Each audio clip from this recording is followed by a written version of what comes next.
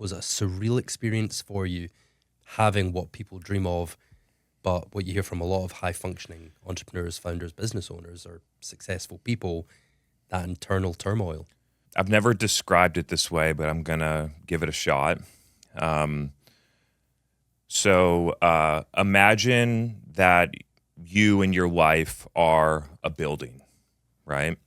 And most people try to build the floors, right? So they try to learn more skills, productivity systems, optimize their health, do cold plunges. And the thing is that the foundation is what actually holds the building up.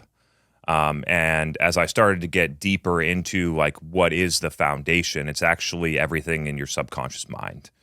And so what happens as you elevate in life, whether it's more responsibilities, you're trying to achieve more things, what's happening is that you're stacking more floors on a building that doesn't have a stable foundation. And when you do that, and then a strong wind comes or a hurricane comes, the building starts to shake. It starts to like fall over. And those are symptoms that a lot of people experience. Those symptoms might be like low-grade anxiety. I got anxiety a couple times a week for up until 2021 when I started to say, I got to do something about this. Going to make a speech and feeling like anxious, worrying about what other people think. You're going to screw up, self-doubt. Going to make a bold move and second guessing it afterwards, not being able to have clarity around the decisions you're making when hundreds of people are relying about you. You got mental noise, you're not sure what to do. Being so driven toward external achievements, having the 1% podcast, getting the next 100,000 followers, going from 10 million to 11 million as if that really like matters that much. And I'm not, this podcast is not about not having ambition, right? Like I am a very ambitious person. I always have been. The thing that changed for me is the why underneath my ambition. Like, why am I doing it? So what were the original foundations? What were those shaky foundations whilst you were building all those floors? It's essentially the subconscious programming that everybody receives about how the world works. And most people have not looked deeply enough to realize that it's there. Most people, including myself in the past, just assume this is the way life is, right?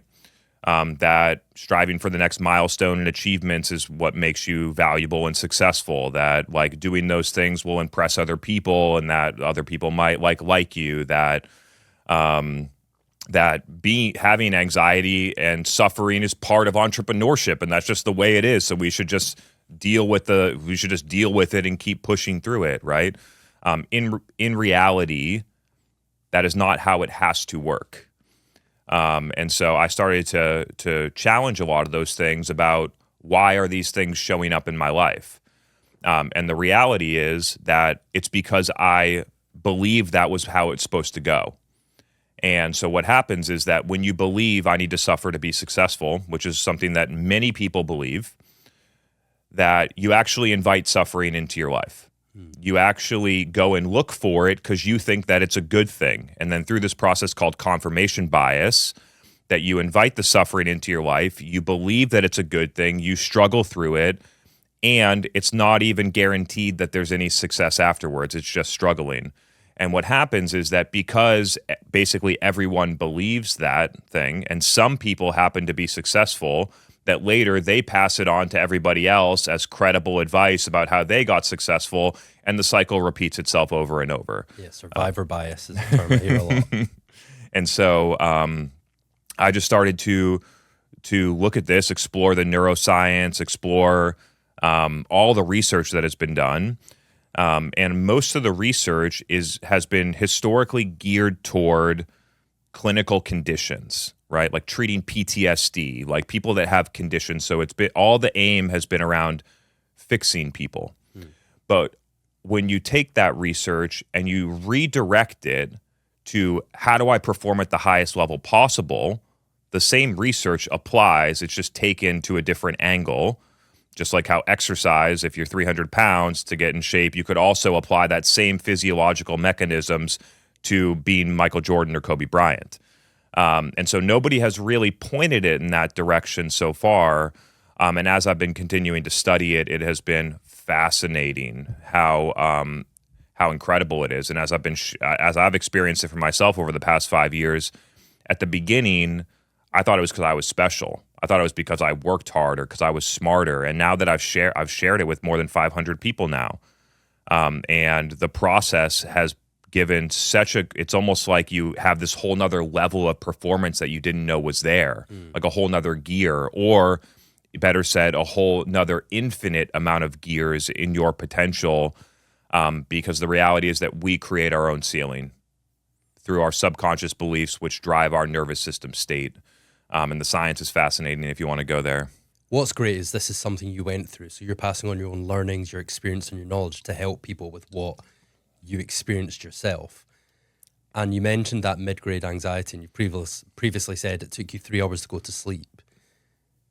What did it take for you to actually realize something was broken? Like, what was that point where you were like, this isn't right? Because we've said people can go through their whole life just doing this, thinking it's normal. What was the point for you where you were like, nah, something's wrong? You're drinking 6 coffees a day. You're in 12 hours of meetings.